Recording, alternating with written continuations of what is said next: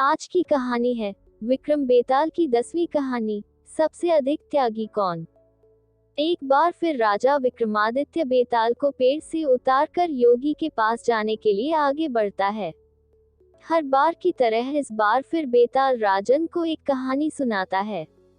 बेताल बताता है कि वीरबाहु नाम का एक राजा था जो छोटे छोटे राज्यों पर राज किया करता था। राजा अनकपुर नामक राजधानी में रहता था। उसी राजधानी में अर्थदत्त नाम का एक व्यापारी भी रहता था, जिसकी मदन सेना नाम की एक बेटी थी। व्यापारी की बेटी अक्सर घूमने के लिए बाग में जाया करती थी। एक दिन एक युवक ने मदन सेना को बाग में देखा और देखता ही रह गया। वो मदन सेना से प्रेम करने लगा था और हर दम उसी के ख्यालों में डूबा रहता है। एक दिन हिम्मत करके युवक बाग में गया। वहां मदन सेना अकेले बैठी थी।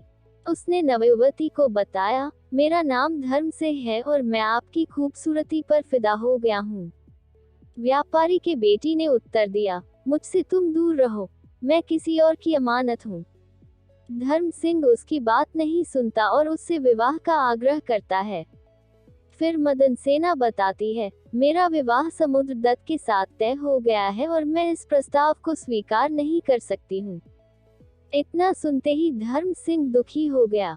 गुस्से में उसने मदन सेना से कहा, अगर तुम मेरी नहीं हुई तो मैं अपनी नस काट लूंगा।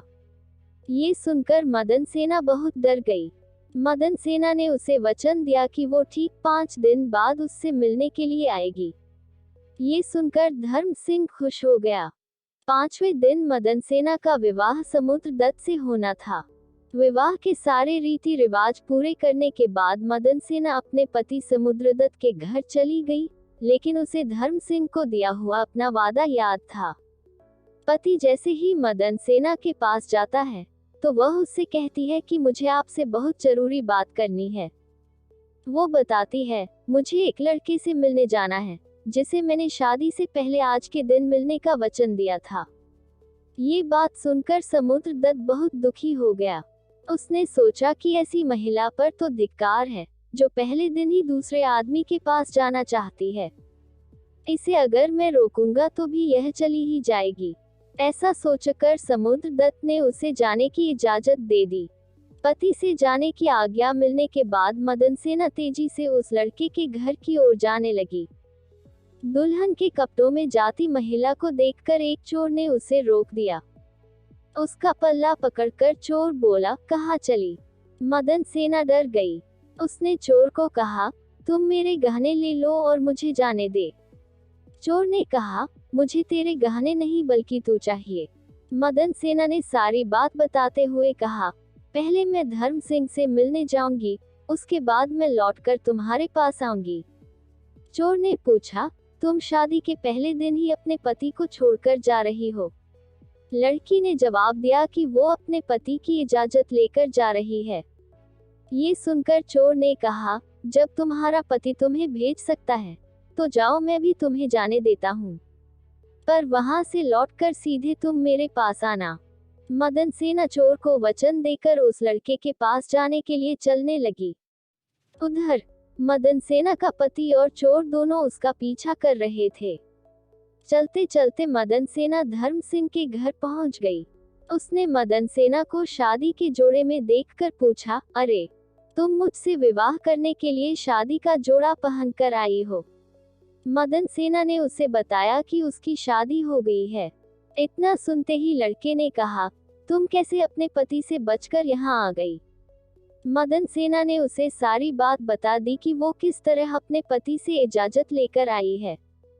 ये सुनते ही धर्म सिंह ने कहा, तुम्हारे पति ने इतने विश्वास के साथ तुम्हें आने दिया है और अब तुम शादी करके किसी और की अमानत बन गई हो। प्रेम तो मैं तुमसे बहुत करता हूँ, लेकिन किसी और की स्त्री को हाथ नहीं लगा सकता। इससे पहले कि कोई तुम्हें देख ले, तुम जाओ अपने पति के पास। चोर और मदन सेना का पति दोनों छुपकर उनकी सारी बातें सुन रहे थे। जैसे ही मदन सेना धर्म सिंह के घर से बाहर निकलती है, तो वह दोनों भी अपने अपने रास्ते पर निकल पड़ते हैं।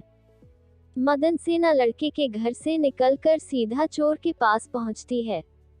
चोर उसे देखकर मन में सोचता है, ये कितनी पवित्र है, इसके साथ कुछ भी करना गलत होगा।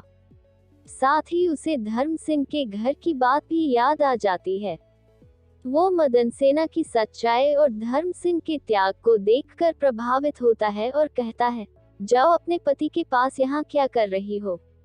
ऐसा कहकर चोर मदन सेना को उसके घर तक छोड़कर आता है। बेताल मदन सेना की कहानी रोककर राजा से पूछता है, हे राजन, अब ये बताओ, इन तीनों में से सबसे बड़ा त्याग किसका है। विक्रमादित्य कहता है, बेताल, सबसे बड़ा त्याग चोर ने किया है।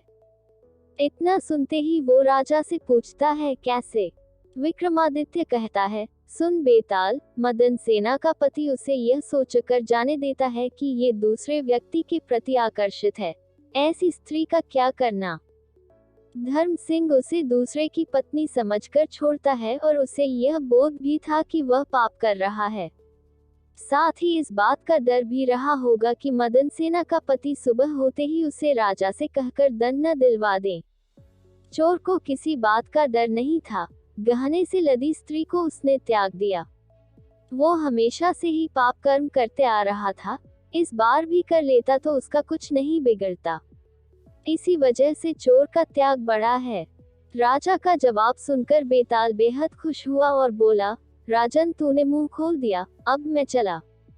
इतना कहकर बेताल एक बार फिर से उड़ जाता है। कहानी से सीख, किसी भी मुसीबत में अपने चरित्र और आत्मविश्वास को नहीं खोना चाहिए। ऐसी और मजेदार कहानियां सुनने के लिए मेरे चैनल को लाइक, सब्सक्राइब और शेयर करें।